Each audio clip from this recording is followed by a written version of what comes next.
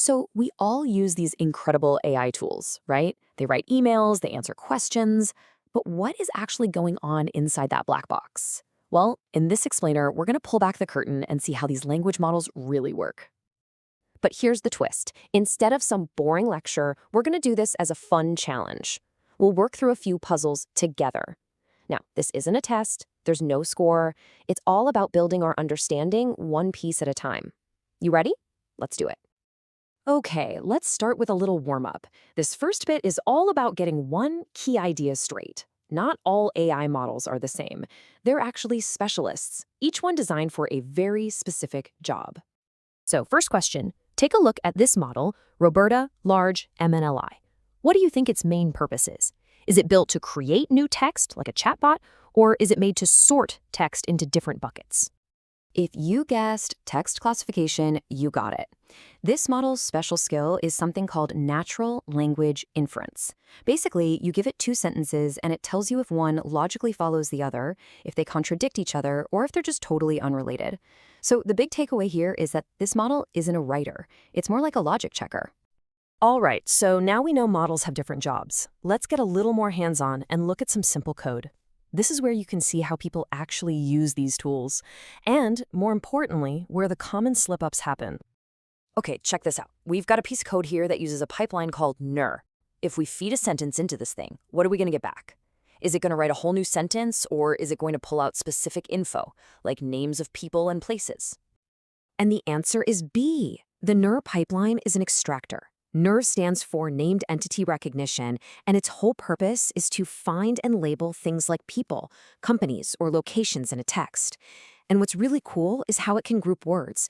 It knows Hugging Face is one single company, not just two random words. It just finds what's already there. It doesn't invent anything new. On to the next puzzle. This one uses a fill mask pipeline, which is designed to, you guessed it, fill in a blank. But how do you tell the model exactly where the blank is? What do we need to put where those three little dots are? And this is where you see how specific you have to be. You can't just leave a space or put in some dots. Nope.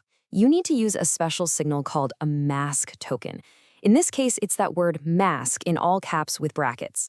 That token is a very clear, direct instruction to the model that says, hey, the missing word goes right here. Okay, one final code challenge for you. This one involves something called zero-shot classification, which sounds like magic, right? It lets a model classify text into categories it wasn't even trained on. But this specific code here, it's going to fail. Any ideas why? It's because it's missing the menu. Think about it. A zero-shot classifier is incredibly smart, but it can't just invent categories out of thin air. You have to give it a list of options to choose from. Those are the candidate labels. You have to say, hey, is this text about politics, sports, or technology? Without that list of options, the model has absolutely no idea what to do. So we've seen a few of the rules of the road for using these models, but how are they actually built in the first place? It's time to finally go inside that black box and look at the core ideas that make all of this possible. The first huge concept you gotta know is transfer learning. This is really the secret sauce of modern AI. See, instead of building a new AI from scratch for every little task, which would take forever, we take a massive, general-purpose model that already has a deep understanding of language.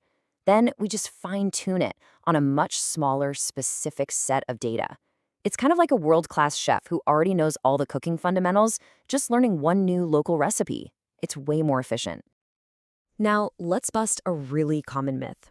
A lot of people think that to train these giant models, you need an army of people sitting there labeling sentences one by one. But the reality is way, way cooler. The initial training is self-supervised. The model basically teaches itself by reading a huge chunk of the internet. It learns by playing a constant game of guess the next word, or its own version of fill in the blank, using those mask tokens we just saw. No human labels needed for that first big learning phase. Okay, let's break down some of that jargon you hear thrown around. The easiest way to think about it is like building a house. The architecture is the blueprint. It's the fundamental design of the model. The weights, those are the building materials. They're all the numbers and parameters the model learns during its training. And finally, the model itself, that's the finished building, the blueprint combined with all the materials ready to go.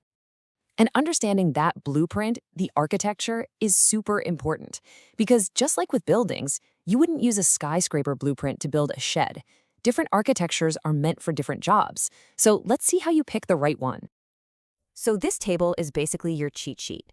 If you want to generate text, like a chatbot that completes your sentences, you want a decoder-only model. It's built to do one thing, write. But if you need to summarize a long document, you'll want an encoder-decoder model, because it first has to read and understand the whole thing before it can write the summary. And for a simple classification task, an encoder-only model is perfect, because all it needs to do is understand the text and slap a label on it. We've covered a lot: logic, code, blueprints. But there is one last and honestly most critical piece of this whole puzzle we need to talk about. And that's the human element that gets permanently baked into these systems. And this brings us to a really, really important question. If at the end of the day, AI is just a bunch of math and code, how does it end up being biased? Where does this ghost in the machine even come from? Well, the truth is, it's not a ghost at all. It comes from us. A model's entire view of the world comes from the data we feed it. So if that data, often scraped from all corners of the internet, is full of our own human societal biases, well, the model is going to learn those biases as simple patterns. The patterns it spits out are just a reflection of the patterns we showed it. And this quote just hits the nail on the head. An AI model really does act like a giant mirror held up to its training data. It reflects the world it was shown.